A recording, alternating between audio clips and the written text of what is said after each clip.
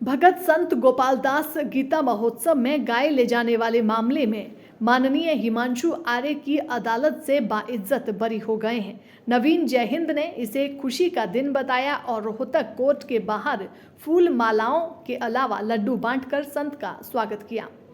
साथ ही जयहिंद ने न्यायपालिका का आभार भी प्रकट किया। इस मौके पर संत गोपालदास के साथ नवीन जयहिंद वकील और उनकी पूरी टीम मौजूद रही।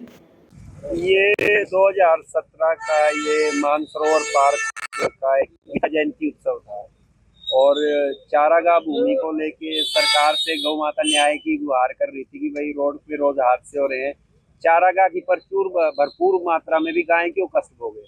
तो सुप्रीम कोर्ट के, हाई कोर्ट के जो नोटिफिकेशन और ऑर्डर थे उनको लागू कराने के लिए, कि जो कि एक संवैधानिक बात थी, तो उसके लिए एक अवसर के रूप में मैं तो यही कहूँगा कि हमने उसको कोशिश किया ये इसका, लेकिन सरकारों की अनदेखी और जो है उत्पीड़न और ये जो दमन की जो है, इससे ज्यादा तो कुछ हो नहीं सकता, लाठी गोली जेल।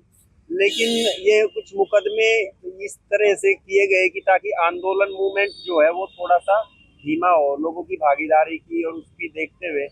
तो उसी प्रकार इसको कोई इस समय गीता जयंती उत्सव में उनको लगा था कि कहीं अमित शाह वाला जो एक मसला हुआ था जिसमें नवीन जी सब लोग मुकदमे हो गए थे, तो उस नियत से सरकार ने एक मुकदमा ये बनाया था जिसमें कि कोई सच्चाई थी नहीं।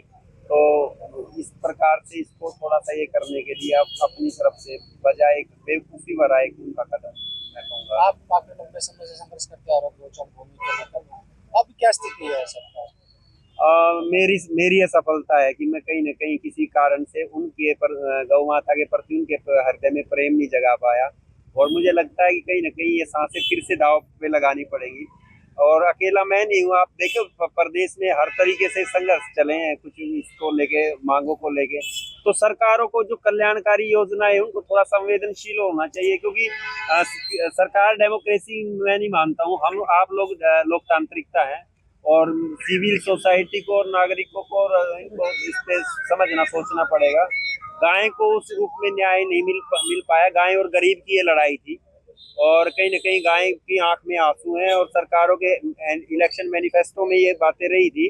पिछली सरकार जब थी उस समय ये सारी सरकार सपोर्टिव उसमें कह रहे थे कि हम आने वाले समय में अच्छे दिन लाएंगे गाय के। तो मैं समझता हूँ इससे बुरा नहीं हो सकता जो और दूसरी सरकारें हैं।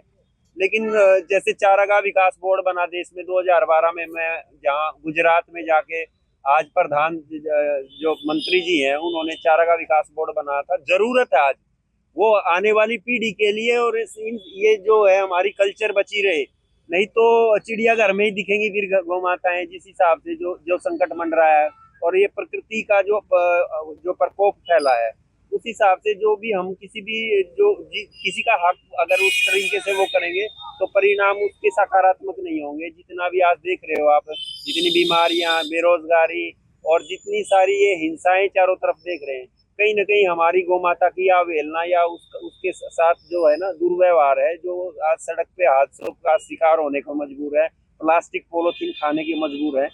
तो उस कारण से हमने उसका हक, सरकारों ने उस चीज की अनदेखी की है। और जो जो ग्राम पंचायतें या जो ग्राम सभाएं हैं जिस पर्पज के लिए छोड़ी गई थी, तो भविष्य में हम ये कोशिश करते हैं कि शायद किसी संजीदगी से ये जो सुप्रीम कोर्ट की बातें हैं, तो काफी एक खलने वाली बात है। हम 21वीं सदी में मून और मार्स पे जाने की बातें कर रहे हैं। डिजिटलाइजेशन हो गया सारे जगह की, बहुत तेजी से रफ्तार से ये हो रहा है।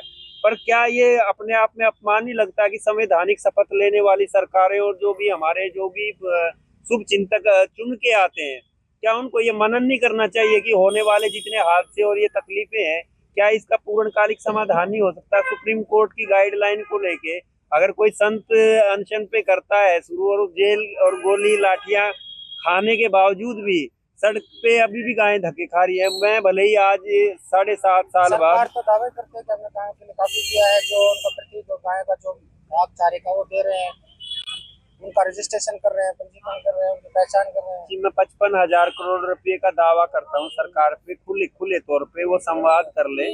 और इसका जो है आप चौथे स्तंभ हैं देश के, और सबकी शुभ के लिए, सबके शुभ के अर्थ के लिए, क्योंकि नेताओं के भी, सरकारों के भी बालक बच्चे हैं, वो भी इस कल्चर का, समाज का हिस्सा है।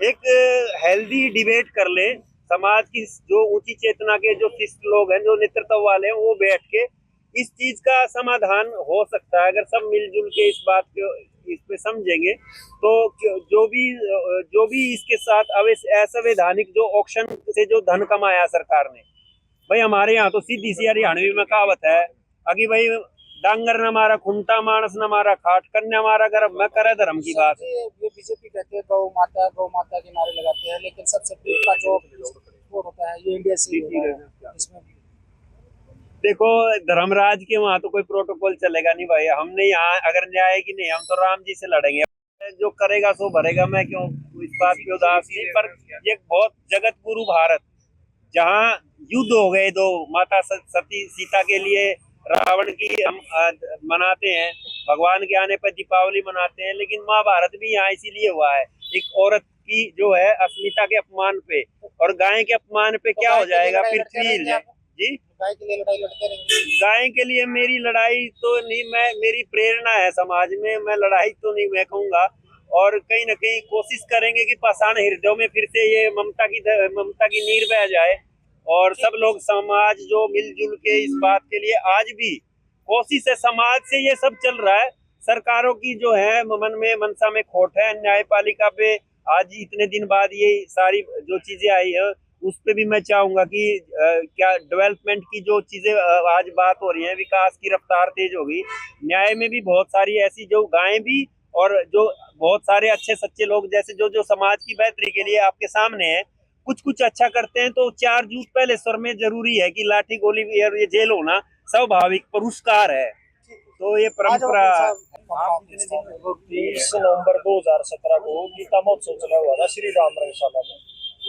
तो उसके सामने संत जी अपने सेवकों के साथ एक गाय लेकर पहुंचे थे, उसको एक दिखाने के लिए कि इसकी हालत बुरी है। जिस कृष्ण भगवान के लिए गीता महोत्सव चला हुआ है, वो जिसे पालते थे पूजते थे, उसी की आज हालत बुरी है। और तब संत जी और इनके 5 साथियों पर 735 नंबर मुकदमा सिविल लाइन रोहतक थाना और 1159-60 एनिमल क्रूरल्टी एक्ट भी लगाया गया था साथ में संत जी पर। आज 7 साल से ज्यादा हुए। आज हिमांशु आर्या जी की कोर्ट से सभी साथियों को बाइज्जत बरी कर दिया गया है। इसमें टोटल 9 गवाह थे, 6 गवाहों को कोर्ट में एग्जामिन किया गया, बाकी 3 को जरूरी न होने के कारण छोड़ दिया गया है। आज एक बड़ा खुशी का दिन है कि गो भगत संत गोपाल दास जी बरी हुए हैं। गोपाल दास जी को तो न्याय मिल गया है, लेकिन गौ माता को भी न्याय नहीं मिला, और ये हरियाणा में गो भक्तों के लिए भी प्रेरणादायक है। और इन्होंने जो मिशन चलाया था उसके बाद सरकार को बहुत से कदम उठाने पड़े थे, लेकिन सवाल इस बात का उठता है कि क्या गाय माता को अभी न्याय मिल गया है? क्या वो अभी सड़कों में घूम रही है या नहीं घूम रही? क्या अभी उसको चारा मिल रहा है? तो मेरा तो ये है कि सरकार और समाज का दोनों का एक फर्ज है कि गौ माता या तो कहना बंद कर दें, या फिर उनके लिए जो सेवा भाव है सरकार और समाज दोनों को रखना पड़ेगा। और लड़ाई तो ऐसे ही जारी रहेगी। अब गौ माता वोट तो है नहीं, ना उसकी कोई पार्टी है, ना कोई उसके नेता है। वोट के टाइम पे तो खैर उनके बहुत नेता वो हो जाते हैं। तो हम तो यही सरकार से अपील करेंगे, अगर गौ माता है तो उसको कई जगह तो ये कह रहे हैं कि राजमाता का दर्जा मिल रहा है, तो दर्जा भी मिले और उनको राजमाता का और उनके लिए रहने खाने का प्रबंध। दैनिक सवेरा के लिए रोहतक से सुरेंद्र सिंह की रिपोर्ट।